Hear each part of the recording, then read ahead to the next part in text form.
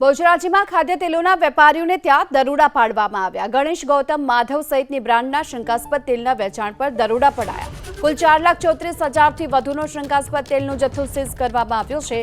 વિવિધ પેઢીઓમાંથી તેલના નમૂના પણ લેવામાં આવ્યા છે। મહેસાણામાં હાલ હોલસેલના વેપારીઓને ત્યાં આ દરોડાની કામગીરી કરવામાં આવી છે। ખાદ્ય તેલના વેપારીઓને ત્યાં આ દરોડા પાડવામાં આવ્યા છે, જ્યાંથી 4,34,000 લાખથી પણ વધુનો શંકાસ્પદ તેલનો જથ્થો જપ્ત કરવામાં આવ્યો છે। વિવિધ પેઢીઓમાંથી આ તેલના નમૂના લેવામાં આવ્યા છે અને તપાસ માટે મોકલવામાં આવ્યા છે। કુલ 4,34,000થી વધુનો શંકાસ્પદ તેલનો જથ્થો સીઝ કરવામાં આવ્યો છે। વિવિધ પેઢીઓમાંથી તેલના નમૂના પણ લેવામાં આવ્યા છે।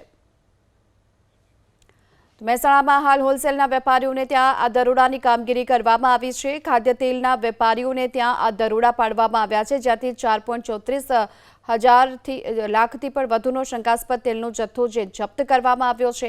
વિવિધ પેઢીઓમાંથી આ તેલના નમૂના લેવામાં આવ્યા છે અને તપાસ માટે મોકલવામાં આવ્યા છે।